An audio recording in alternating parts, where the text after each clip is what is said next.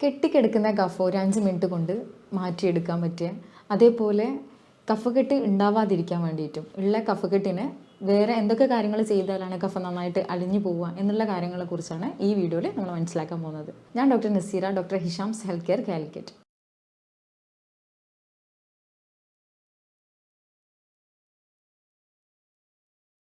നമ്മുടെ തൊണ്ട ഭാഗത്ത് ടോൺസിലർ ഗ്രന്ഥിൻ്റെ ഭാഗത്ത് ടോൺസിൽസിൽ എന്തെങ്കിലും ഇറിറ്റേഷൻ ഉണ്ടാകുമ്പോൾ, അല്ലെങ്കിൽ ലാരിങ്സ് നമ്മുടെ സൗണ്ട് ബോക്സിൻ്റെ ഭാഗത്ത് അവിടെ എന്തെങ്കിലും ഇറിറ്റേഷൻ ഉണ്ടാകുമ്പോൾ, ബാക്ടീരിയ കൊണ്ട് അല്ലെങ്കിൽ വൈറസ് കൊണ്ടൊക്കെ ഇറിറ്റേഷൻ ഉണ്ടാകുമ്പോൾ, അതല്ലെങ്കിൽ നമ്മുടെ വയറിന് മേലോട്ടേക്ക് കയറി വരുന്ന ഗ്യാസ്ട്രോ ഈസോഫാജിയൽ റിഫ്ലക്സ് ഡിസീസ് പറയും. ഗ്യാസ്ട്രിക് ജ്യൂസ് മേലോട്ടേക്ക് തള്ളി വരുമ്പം അതുകൊണ്ട് ഉണ്ടാകുന്ന ഇറിറ്റേഷൻ, അല്ലെങ്കിൽ ലാരിഞ്ചോ ഫാരിഞ്ചൽ റിഫ്ലക്സ് പറയും. ഇങ്ങനെയൊക്കെയുള്ള എന്തെങ്കിലും ഇറിറ്റേഷൻ കാരണം ഇതൊക്കെ കൊണ്ട് തന്നെ മ്യൂക്കസ് കൂടാം, കഫം കൂടി വരാം. മ്യൂക്കസ് പറയുന്നത് മ്യൂക്കസ് മെംബ്രെയിൻ, നമ്മുടെ ശരീരത്തിൻ്റെ ഉൾഭാഗത്തെ അവയവങ്ങളെ പ്രതിരോധിക്കാൻ വേണ്ടിയിട്ട് ഉള്ള ഒരു മെംബ്രെയിനാണ് മ്യൂക്കസ് മെംബ്രെയിൻ എന്ന് പറയുന്നത്. ഈ മെംബ്രെയിനിൽ എന്തെങ്കിലും ബാക്ടീരിയ, വൈറസ് അല്ല അതുപോലെ എന്തെങ്കിലും ഒരു ട്രിഗറിങ്, അല്ലെങ്കിൽ ഒരു ശരീരത്തിന് ട്രിഗറിങ് ആയി തോന്നുന്ന എന്തെങ്കിലും ഒന്ന് ഉള്ളിലേക്ക് അറ്റാക്ക് ചെയ്യാൻ കയറിയുമ്പോൾ അതിനെ പുറത്തേക്ക് കളയാൻ വേണ്ടിയിട്ട് ആ ഭാഗങ്ങളിൽ ഉണ്ടാവുന്ന ഈ മെംബ്രെയിന് കൂടുതലായിട്ട് മ്യൂക്കസ് പ്രൊഡ്യൂസ് ചെയ്യും, കൂടുതലായിട്ട് അതിൻ്റെ ലിക്വിഡ് പ്രൊഡ്യൂസ് ചെയ്യും. ആ ഒരു മ്യൂക്കസ് കൂടി വരുമ്പോൾ അത് കഫായിട്ട് മാറുകയാണ് ചെയ്യുന്നത്. അങ്ങനെ പുറത്തേക്ക് തള്ളാൻ വേണ്ടി ശ്രമിക്കുകയാണ് ചെയ്യുന്നത്. അത് മലത്തിലായാലും, അല്ലെങ്കിൽ മൂക്കിൽ കൂടെ പോകുന്നതാണെങ്കിലും, അല്ലെങ്കിൽ വായു കൂടെ നമ്മൾ ചുമച്ച് തുപ്പിക്കളയാണെങ്കിലും ഒക്കെ ഇത് കഫായിട്ട് പുറത്തേക്ക് തള്ളാൻ നോക്കുകയാണ് ശരീരം ചെയ്യുന്നത്. ഇതൊരു പ്രതിരോധ ശേഷി വർദ്ധിപ്പിക്കുന്ന, അല്ലെങ്കിൽ പ്രതിരോധ മാർഗം കൂടിയാണ് ശരീരത്തിൻ്റെ. അതേപോലെ നമ്മുടെ തലയോട്ടിയിൽ 4 വായു അറകളുണ്ട്. സ്ഫിനോയിഡ്, എത്മോയിഡ്, അതേപോലെ മാക്സിലറി, ഫ്രോണ്ടൽ എന്നൊക്കെ പറഞ്ഞിട്ടുള്ള ഫേസിൻ്റെ ഭാഗത്തും അതേപോലെ തലയോട്ടിയുടെ ഉള്ളിലായിട്ട് 4 വായു അറകളുണ്ട്. ഈ വായു അറകളിലും നീരിറങ്ങി കഫം അവിടെ കെട്ടിക്കിടക്കാം. ഇങ്ങനെ ഏത് കാരണം കൊണ്ട്, പ്രത്യേകിച്ച് സൈനസിലൊക്കെ വൈറസ് കയറുക, അല്ലെങ്കിൽ ബാക്ടീരിയ, വൈറസ് ഇതുപോലുള്ള ഏത് കാരണം കൊണ്ടും കഫക്കെട്ട് വരാം. അതേപോലെ കഫം പിന്നെ കെട്ടിക്കിടക്കുകയും ചെയ്യാം.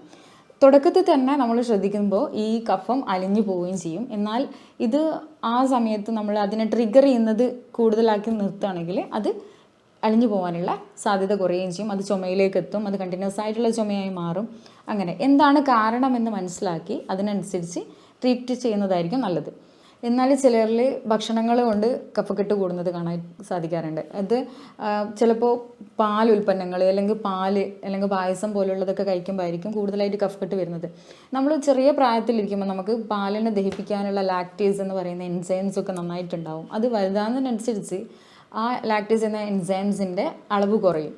ഈ ഒരു അളവ് കുറയുമ്പോൾ പിന്നെ വലുതായിരിക്കുന്ന ഒരാൾക്ക്, ഒരു അഡൾട്ടായിട്ടുള്ള ഒരാൾക്ക് ഒരു ദിവസം ഒരു 150 ml ഒക്കെ പാൽ കുടിക്കുന്നതുകൊണ്ട് കുഴപ്പമുണ്ടാവില്ല. പക്ഷേ ഇതിലും കൂടുതൽ പാൽ കുടിക്കുമ്പോൾ അത് ഇറിറ്റേഷനും അലർജിയും അല്ലെങ്കിൽ കഫക്കെട്ടും ഒക്കെ ഉള്ള ബുദ്ധിമുട്ടായിട്ട് ഡൈജഷൻ ബുദ്ധിമുട്ടാവുമ്പം അത് ബാക്കിയുള്ള ഇഷ്യൂസിലേക്ക് എത്തിക്കാറുണ്ട്.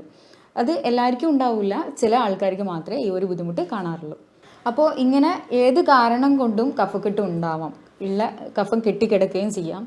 അതേപോലെ ഈ കഫം നെഞ്ചിൽ കെട്ടിക്കിടന്ന് ചുമയായി, കണ്ടിന്യൂസ് ആയിട്ടുള്ള ചുമയായി, പനിയും കഫക്കെട്ടൊക്കെ വന്ന്, അല്ലെങ്കിൽ ചുമ്മാ തന്നെ കഫക്കെട്ട് വന്ന് അത് കഴിഞ്ഞ് ഒരു 3 monthsോളം ചുമയായി, അല്ലെങ്കിൽ കഫക്കെട്ട് മാത്രമായിട്ട്, അല്ലെങ്കിൽ തൊണ്ടയിൽ മാത്രം കഫം ഇറങ്ങി വരുന്നൊരു ബുദ്ധിമുട്ടായിട്ടൊക്കെ നിലനിൽക്കുന്നത് കാണാം. നേരത്തെ പറഞ്ഞ ഗ്യാസ്ട്രോ ഈസോഫാജിയൽ റിഫ്ലക്സ് കൊണ്ടാണ് വരുന്നത് എന്ന് മനസ്സിലാക്കാൻ നമുക്ക് അതിൻ്റെ കൂടെ തൊണ്ടയിൽ നിന്ന് ഇടയ്ക്കിടയ്ക്ക് കഫ ഇറങ്ങി വരുന്നതായിട്ടുള്ള ബുദ്ധിമുട്ടാവാം. അതേപോലെ അതിൻ്റെ കൂടെ വയറു സംബന്ധമായിട്ടുള്ള ഗ്യാസിൻ്റെ ബുദ്ധിമുട്ട്, അല്ലെങ്കിൽ ഏമ്പക്കം വരുന്ന പോലെയുള്ള ബുദ്ധിമുട്ട്, അങ്ങനെ വയറുമായിട്ടുള്ള സംബന്ധമായിട്ടുള്ള ബുദ്ധിമുട്ടുകൾ കാണാം. പ്രത്യേകിച്ച് രാത്രി ആകുമ്പോൾ ഇത് കൂടുന്നതായിട്ട് കാണാം. രാത്രി പുലർച്ചയ്ക്ക് ചുമച്ച് എഴുന്നേൽക്കുന്ന ബുദ്ധിമുട്ടുകളൊക്കെ ചില പേഷ്യൻസ് പറയാറുണ്ട്. അപ്പോൾ ഇങ്ങനെയൊക്കെ ബുദ്ധിമുട്ടുണ്ടെങ്കിൽ അത് കൂടുതലായിട്ടും അത് ഗേഡ് പറയുന്ന ഗ്യാസ്ട്രോ ഈസോഫാജിയൽ റിഫ്ലക്സ് ഡിസീസ് പറയുന്ന ആ ഒരു ഇനത്തിലേക്കാണ് അതിൻ്റെ ഒരു കോസ് വരിക. എന്നാൽ ഫാരിഞ്ചിയൽ ആയിട്ടുള്ള നമ്മളെ സൗണ്ട് ബോക്സുമായിട്ട് ബന്ധപ്പെട്ട് തൊണ്ടയിലുള്ള ഇറിറ്റേഷൻ കൊണ്ടാണ് വരുന്നതെങ്കിൽ അതിൽ നമുക്ക് സംസാരിക്കുമ്പോഴുള്ള ഹോസ്നെസ്, സൗണ്ട് കുറഞ്ഞു പോവുക, സൗണ്ടിൽ വരുന്ന മാറ്റം, അതേപോലെ തൊണ്ടയിൽ ഒന്നെങ്കിൽ മെറ്റാലിക് ടേസ്റ്റ് ഉണ്ടാവുക, അല്ലെങ്കിൽ ബിറ്റർ ടേസ്റ്റ് ഉണ്ടാവുക, അല്ലെങ്കിൽ തൊണ്ടയിൽ എന്തെങ്കിലും ലംബ് ഉള്ളതുപോലെ അല്ലെങ്കിൽ എന്തോ കുടുങ്ങിയത് പോലെയുള്ള ഒരു ബുദ്ധിമുട്ടുണ്ടാവുക.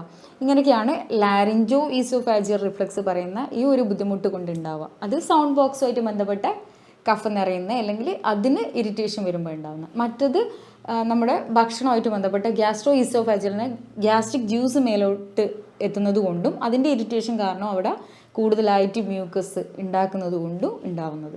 ഇങ്ങനെ ഇതൊക്കെ കൊണ്ട് ബുദ്ധിമുട്ടുന്ന ഒരാൾക്ക് ചെയ്യാൻ പറ്റുന്ന ഒന്നാണ് ഇളം ചൂടുള്ള വെള്ളത്തിൽ 1 to 2 ടീസ്പൂണ് ഹണി ചേർക്കുക, അതിൻ്റെ കൂടെ ഹാഫ് ലെമൺ ചേർക്കുക, കൂടെ സിനമൺ നമ്മുടെ കറുവപ്പട്ട അത് ചേർക്കുക.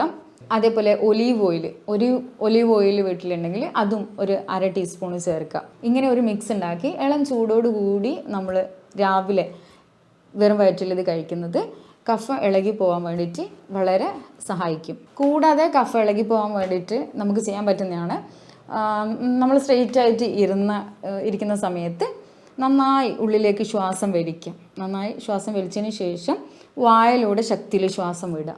ഇങ്ങനെ ചെയ്യുന്ന സമയത്തും നമ്മുടെ കഫം പുറത്തേക്ക് വരുന്നതായിട്ട് കാണാൻ കഴിയും. ഈ ഒരു സമയത്ത് നമ്മുടെ നെഞ്ചിൽ കെട്ടിക്കിടക്കുന്ന കഫവും പുറത്തേക്ക് വരാം. പിന്നെ ടാപ്പിംഗ് ഉണ്ട്, നമ്മുടെ ചെസ്റ്റിൻ്റെ ഭാഗത്ത് ചെറുതായിട്ട് തട്ടി കൊടുക്കുന്നതും കഫം ഇളകി വരാൻ വേണ്ടിയിട്ട് സഹായിക്കും. അതേപോലെ എക്സസൈസ്, നമ്മൾ എന്തെങ്കിലും വ്യായാമങ്ങൾ ചെയ്യുന്നത് കഫം ഇളകി വരാൻ വേണ്ടിയിട്ട് സഹായിക്കും. അതേപോലെ ഉപ്പിട്ട വെള്ളം ഗാർഗിൾ ചെയ്യുക, അല്ലെങ്കിൽ ഉപ്പിട്ട വെള്ളം 1 ഗ്ലാസ് വെള്ളത്തിൽ 1 ടീസ്പൂൺ ഉപ്പ് ചേർത്ത് കുടിക്കുന്നത്, അല്ലെങ്കിൽ ഉപ്പ് ഇട്ടിട്ട് തിളച്ച വെള്ളത്തിൽ, അത് പാത്രത്തിലായിരിക്കണം, മെഷീനിൽ ഉപയോഗിക്കാൻ പാടില്ല, അങ്ങനെ ആവി പിടിക്കുക. 1-2 തവണ ഒരു ദിവസം ചെയ്താൽ മതി, അതിൽ കൂടുതൽ ചെയ്യുന്നില്ല. അതേപോലെ വെള്ളം നന്നായിട്ട് കുടിക്കുക. ബോഡി ഹൈഡ്രേറ്റ് ആകുമ്പോഴും നന്നായി നിർജ്ജലീകരണമൊക്കെ മാറുന്ന സമയത്ത് കഫം ഇളകി പോകാൻ സഹായിക്കും.